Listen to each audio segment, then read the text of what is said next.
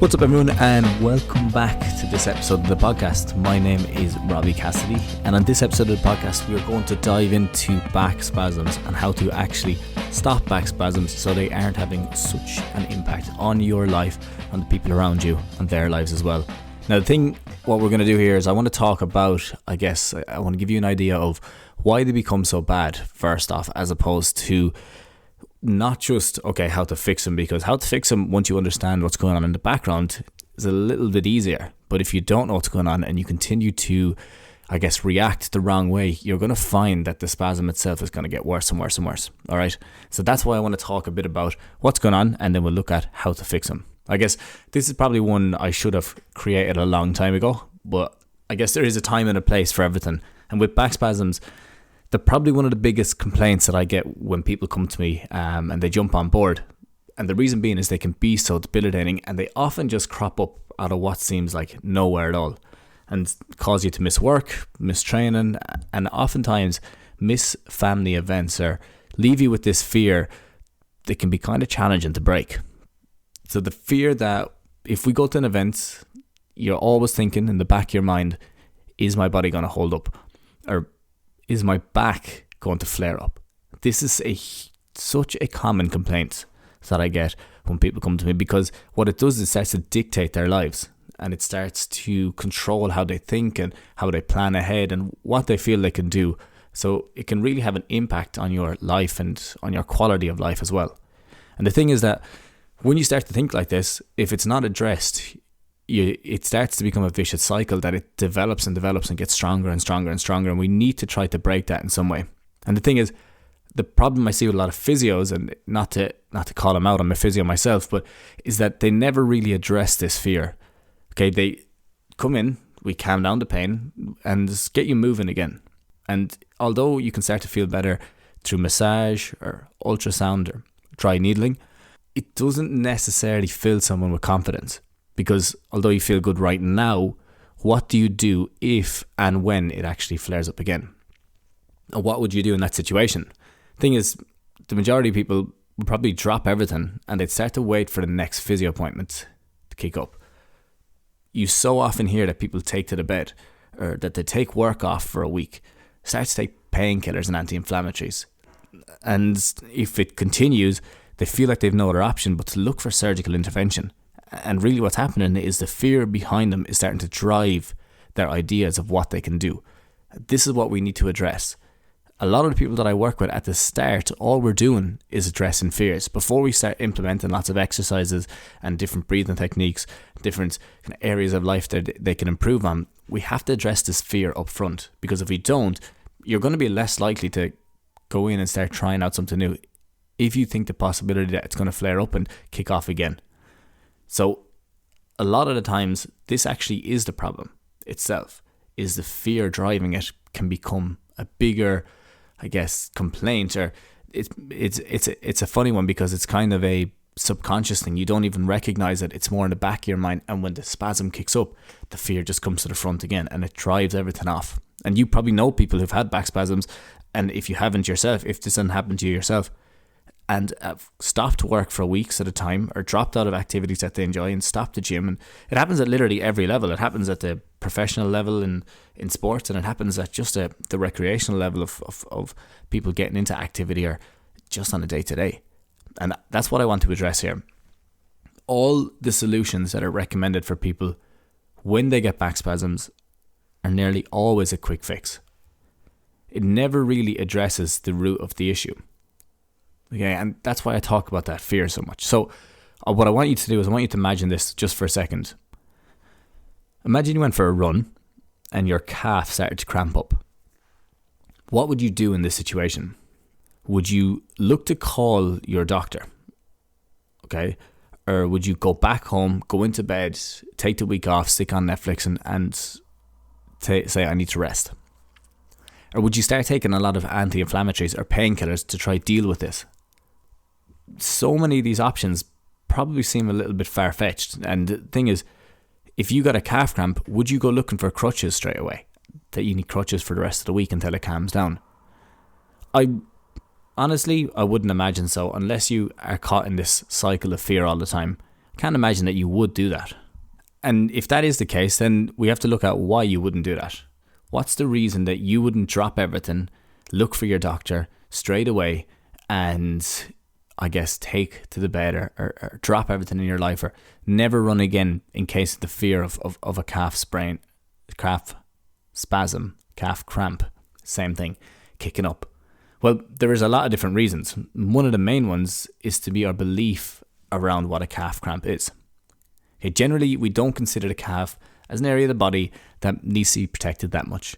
Muscle on the bottom of your leg obviously gets sore if you do a bit of running. If you haven't run in a while, it can cramp up, gets kind of tight, can be an annoyance, but it's not something that you say, I need to protect my calves all the time.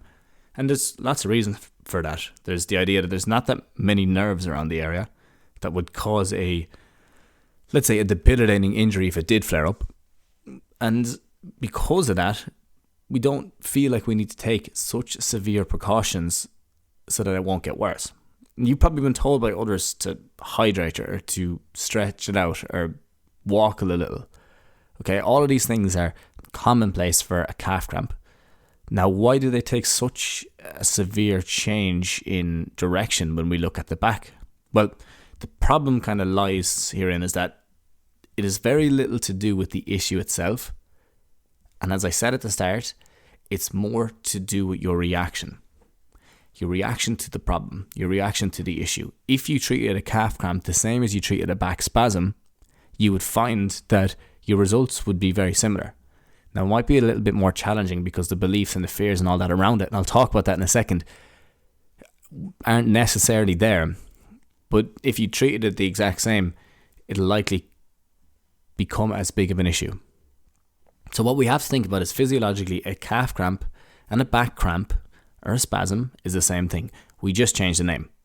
Okay, we changed the name because obviously there's lots of different reasons to change the name. Spasm sounds a little bit more scary than cramp. Cramps happen everywhere. Spasm is obviously something that's a bit more unique, and then we just change it so it sounds a little bit more scary in ways. Now, it's interesting how these issues develop and how people talk about that. It's the same thing with like a bulging disc. People call it a slipped disc. Okay, a lot more scary to call it a slipped disc when a bulging disc is the exact same thing. Apart from discs don't actually slip, but the idea and the vision and if you visualize a disc slipping, it's a way bigger problem. So you can see now how the language starts to make a little bit of a difference with how we address it. If it's a slip disc, you better be careful, because if that slips anymore, which is spondylolisthesis, which is actually an issue that people do get in the lower back. Well, it happens to a lot of people, let's say. I won't go down that path right now. But if it is actually a slipped disc of what they think about, well, then the spinal cord is at risk, because if it slips too much, it's going to put pressure on the spinal cord, and that can cause damage. Now, that's the first one, okay? So a calf cramp and a back spasm are the exact same thing. We just changed the name. And we're just a little bit more protective of our back based off the anatomy and also what society tells you to do. So technically, to fix a back spasm, we should do much the same as we would with a calf cramp. And the better capable you are of dealing with this and understanding this, the better you'll be able to manage it in future. So it does come back to your response, and it comes back to your reaction. And as much as you may not want to hear it, your reaction makes all of the difference. Now, there are other factors as well that impact our reaction. This is the thing. Like, you overreacting to a smaller stimulus generally happens when there's other things going on in your life at the time. Like the stress in our lives at the time is a huge one. And this is a big one around back spasms. If you look at back issues when they really kick off, if you look at the research, it happens around about times that we're in conflict in a relationship, if you are having financial difficulty, if you are stressed out over a lot of uncontrolled things in your life going wrong. One of the most interesting ones is moving house.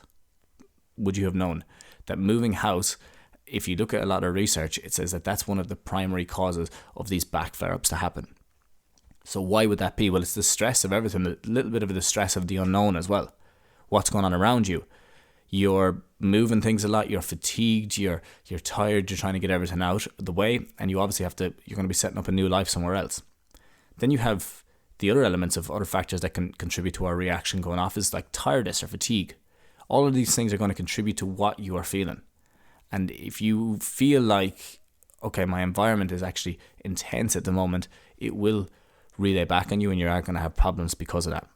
So as we start to understand this and look at our environment over time, our focus kind of changes from what we can control versus what we can't. And this is primary. Like, this is absolutely number one when you're looking at stop and back spasms. Understanding what you can control and what you can't, and try to micromanage things around you can become a problem, because that will just add to the stress. So it's like, this is where the holistic approach comes in. People always talk about, I do a holistic approach. This is an actual holistic approach. It's looking at your environment, looking at your lifestyle, understanding how these factors can impact your nervous system, how they can impact your well-being, your mindset, your mood, and how this can relay onto the body, and how the body then can cause or kick up as a result of this. Holistic approach isn't just drinking green tea, well, there's nothing wrong with that. It's good. Or it isn't just meditation. These are all nice tactics and strategies, but at the same time, it's about addressing everything in your environment, which is something that we always try to do. So as we can focus on what we can control and how we can start to regain control of our mood, then we come back to focus on our breathing rate. Okay, so the goal is that our perspective and our focus is changing from all of these things going on around us and back into ourselves, back onto what we can actually physically control ourselves. And the breathing rate is number one. Think about this. If you had a calf cramp and you caught it and you started breathing really fast, it's going to drive the pain up and it's going to become a bigger problem. So instead, you're looking at slowing it down and trying to keep it as relaxed as possible. With a back spasm, people grip it, they drive their heart rate through the roof. And as a result then, that's going to cause it to get tight and to get sore. And it's important to understand that. And now after that, it's about reintroducing light movements. Okay, what you will do is you'll overextend and you'll actually cause the muscle to contract even more, which causes the problem to become a bigger problem, because you're putting it more into the position that's causing it to get sore. Okay, if you had a hamstring cramp or a calf cramp, you probably wouldn't start contracting it. You'd probably look to loosen it out and stretch it out and move it. Okay, but with the back, we just have this reaction because we're so fearful of what's going to happen. We grip it as tight as we can. We change our breathing rate to as fast as we can, and we overextend, which causes it to become a bigger issue. Okay, so the whole thing here with the movements is you're reintroducing movements, but you're starting really light, and then you're looking to build them up. If we feel that it's kicking up, it's okay.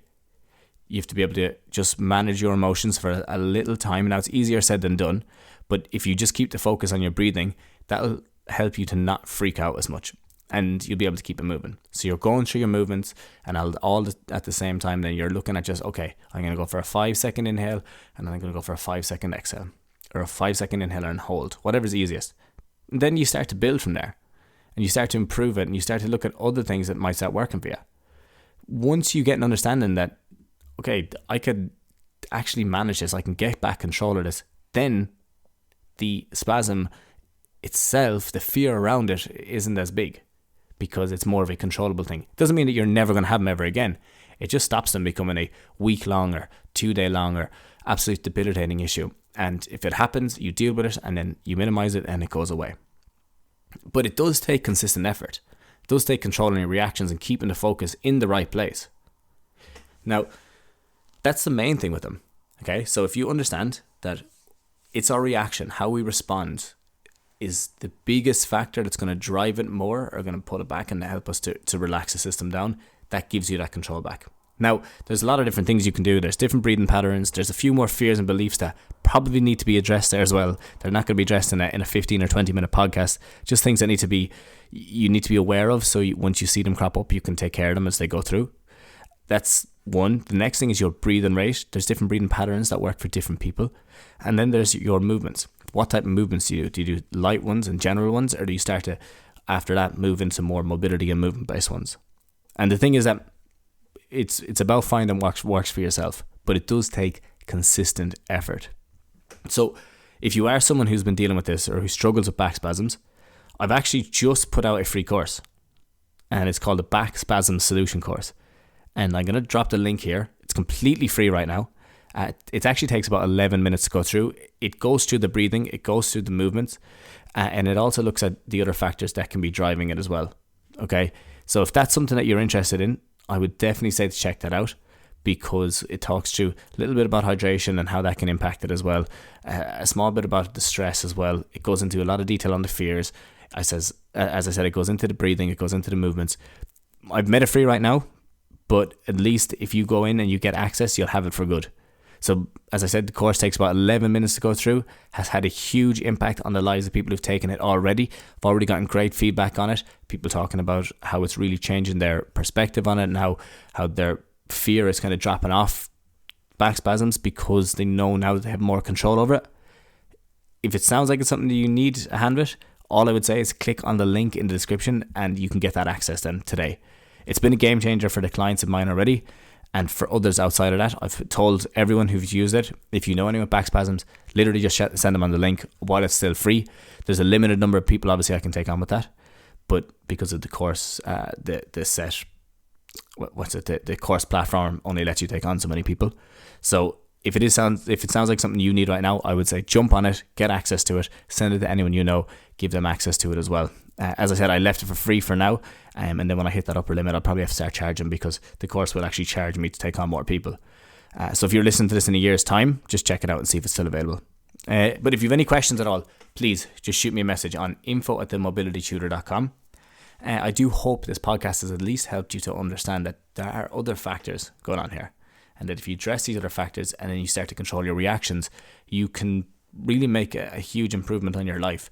You can get rid of that fear. So if you get the course, send it to a friend or family member who think you'll find it helpful too. But obviously, get access yourself first. I hope if you're listening to this that it is still free, and it is, as I said, check that link in my description for the back spasm solutions course. But that is all from me right now. Let me know if what you thought of this episode. Hopefully it helped you out. As you know now, it's your reaction that you need to manage and control. There's many ways to do that. If you can do that, you can control the fear around it as well. And there's a few beliefs that need to be broken as well. But all of that can happen and will happen with consistent effort. But the best place to start right now is get that back spasm solution course today while it's still available. That's all for me. Hopefully everyone out there is doing well, and I will chat to you all very soon.